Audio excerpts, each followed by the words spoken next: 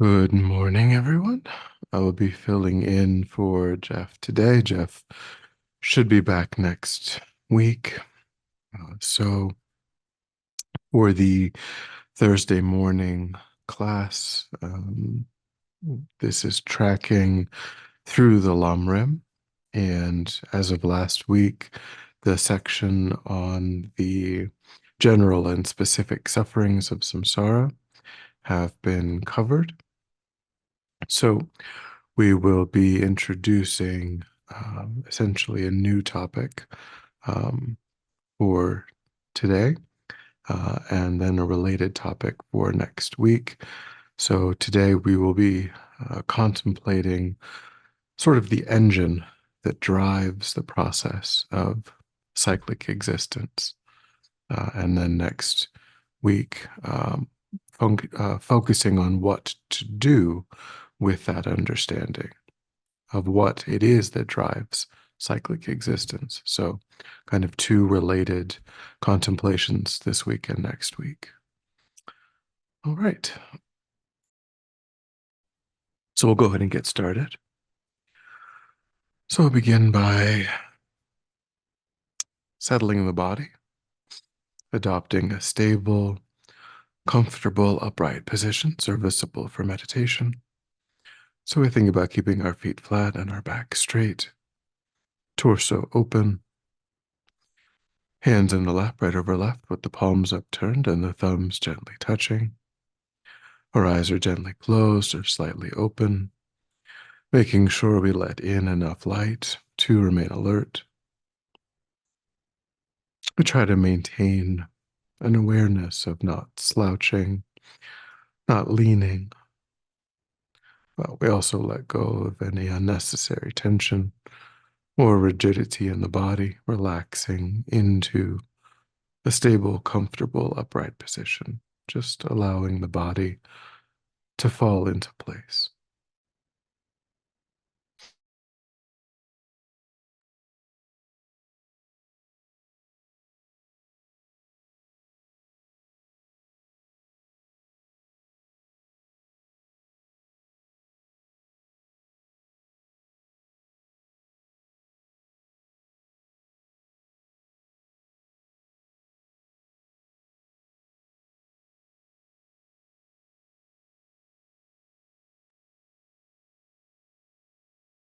And begin to concentrate your awareness on the present by attending closely to the physical sensation of the air moving into and back out of the tip of the nostrils, giving yourself the instruction to notice quickly when anything other than that one physical sensation is arising in the mind. And then, without judgment or frustration, to lift your awareness up from those distractions and place it gently but firmly again and again on the breath.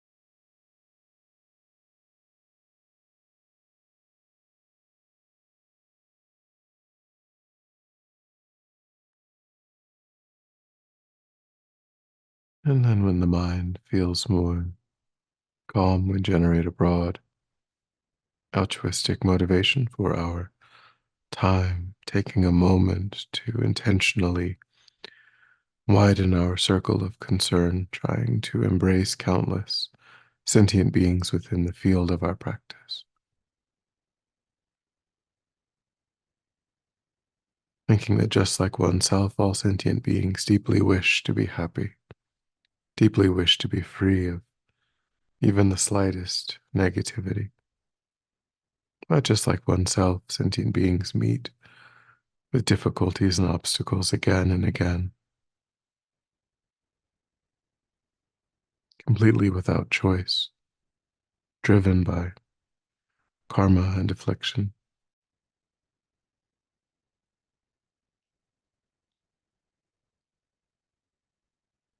And given that oneself is only one and sentient beings are uncountable,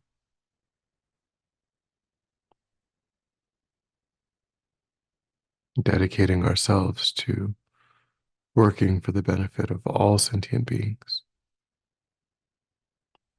is the most reasonable, most logical way of using one's life.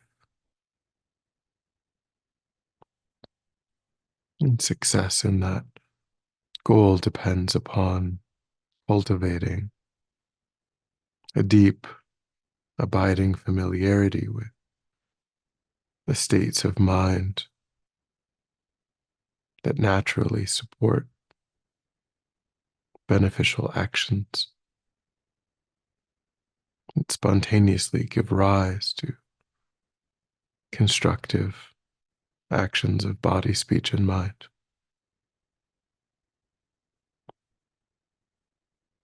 And it means reducing the influence of states of mind that are not beneficial, not constructive, those that often motivate actions of body, speech, and mind that cause harm to others. By engaging in this process of inner transformation, we can eventually become someone truly capable of being of benefit to sentient beings.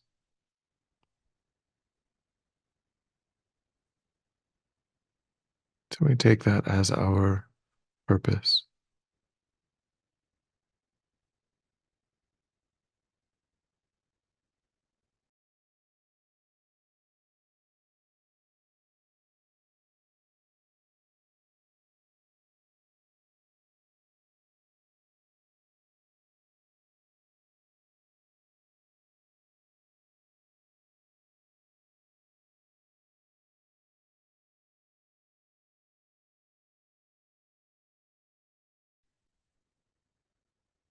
And then, with that motivation, if we begin to reflect on the past number of weeks,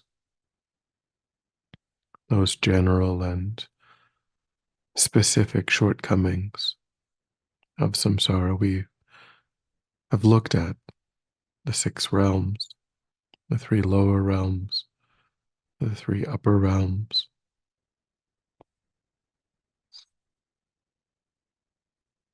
And these six realms are the entirety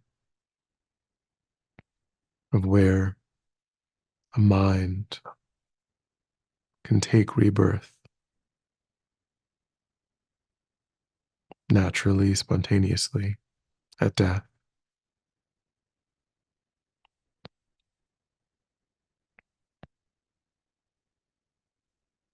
So, in these lifetimes as humans, demigods, gods, hungry ghosts, animals, hell realm beings, these are the only experiences for ordinary sentient beings.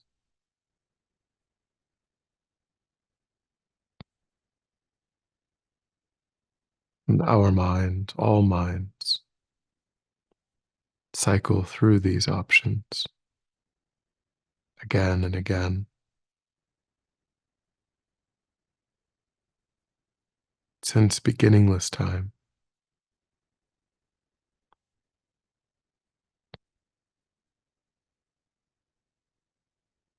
without control, thrown by the ripening of karma.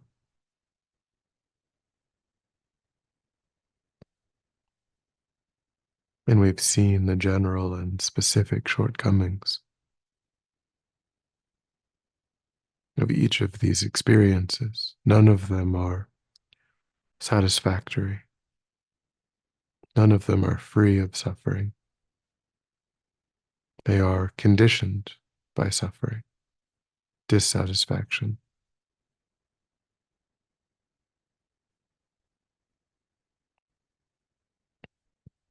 So just take a moment to review in your mind, coming to that point.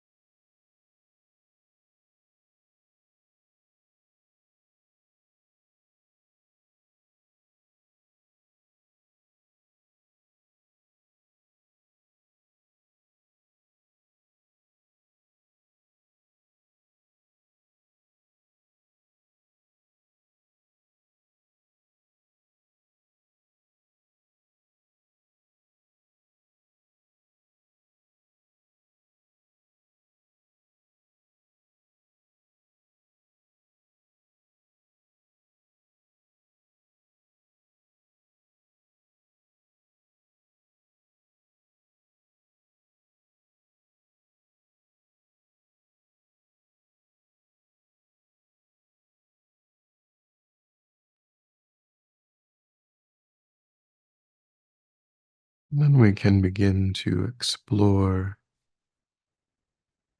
the reasoning behind this process, the engine, the logic of what gives rise to this cycling.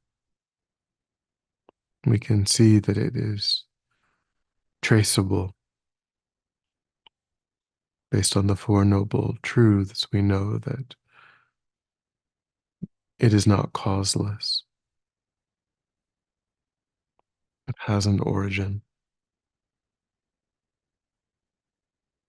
can be traced to what's known as innate self grasping, holding tightly to a strong, concretized sense of self.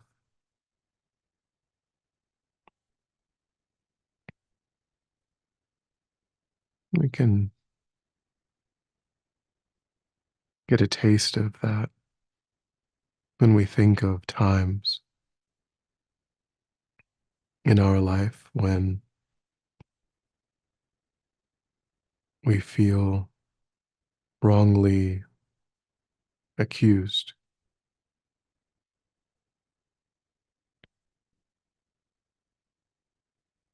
when a sense of righteous indignation is strongly present in the mind, or times when we have felt embarrassed in front of others,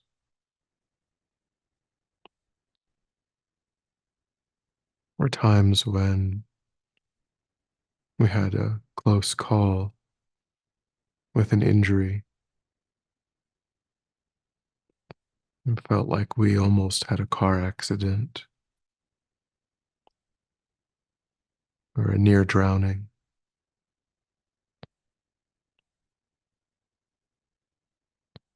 In all of these experiences, this strongly concretized ego identity asserts itself very powerfully. So think back over the last number of months,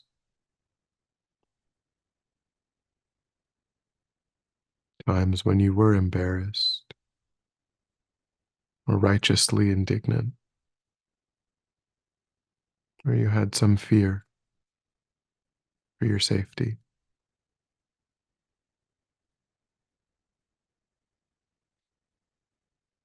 And notice that tight, concretized sense of I am.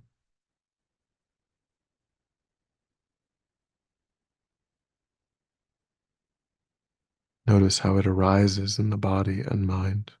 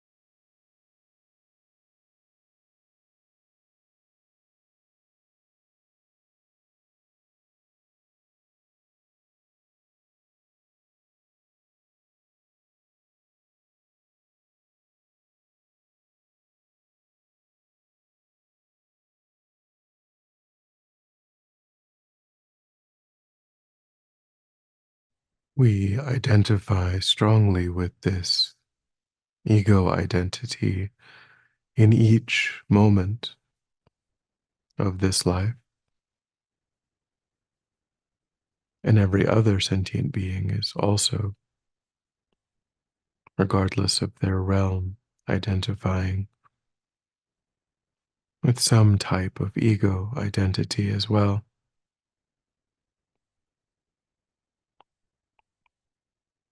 It cannot be escaped by taking rebirth in a different, ordinary, cyclic existence realm. There are no sentient beings free from grasping at an ego identity. And this process gives rise to caring more about things that we think are pleasant or unpleasant,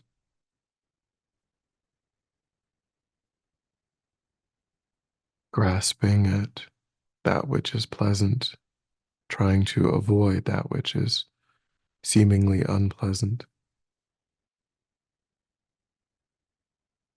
holding tightly to scenarios, people, experiences that are enjoyable and finding it intolerable to experience difficulty, obstacles.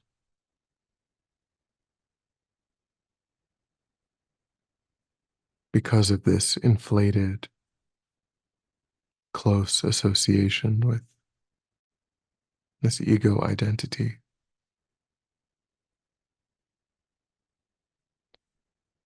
And on that basis, we engage in actions, pulling things into our experience, pushing things away out of our experience.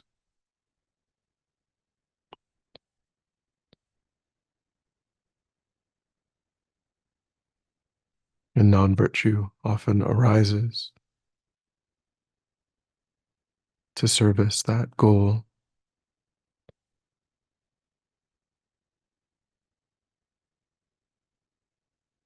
of experiencing what we want, avoiding what we don't want.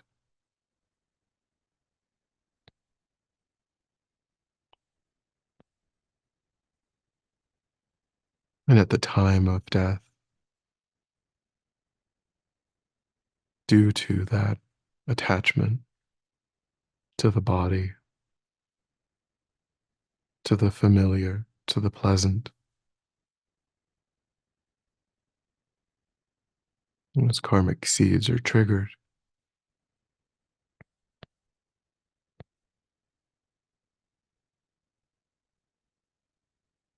giving rise to another rebirth, which inevitably leads to death. In that same process, triggering yet another karma. And in this way, samsara perpetuates itself.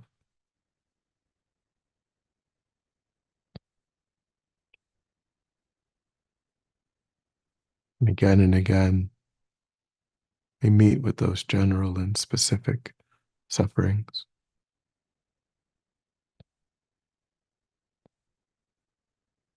And try to think through that logic in your mind.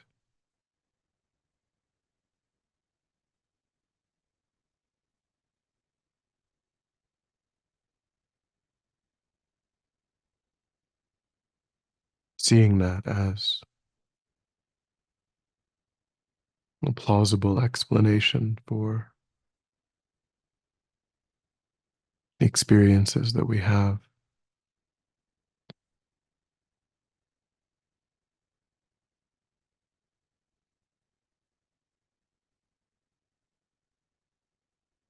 Trying to give rise to some insight into the functioning of cyclic existence, how it operates.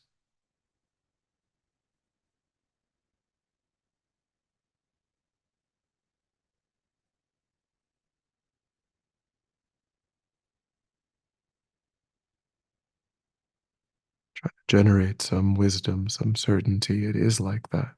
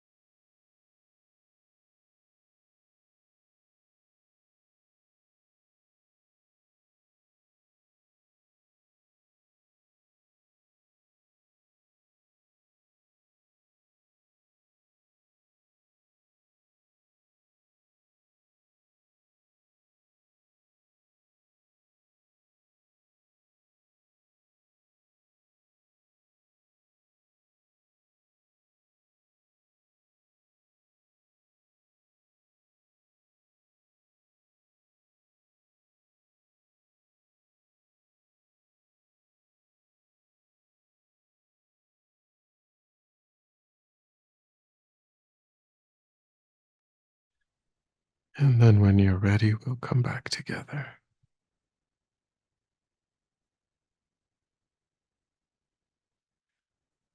And we'll dedicate. So recollect your altruistic motivation and think that by having engaged in this contemplation, you've actualized that motivation, which has generated positive energy in the mind, and think that you strongly offer the fruit of your practice, that positive energy, for the benefit of all sentient beings without exception.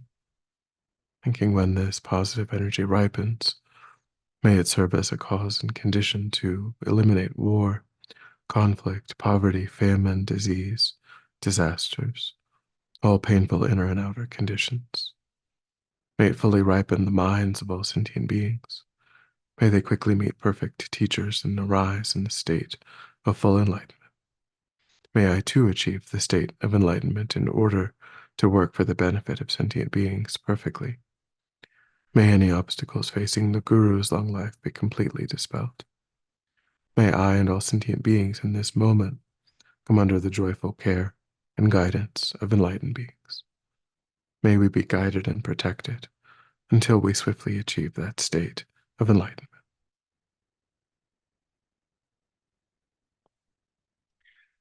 Thank you.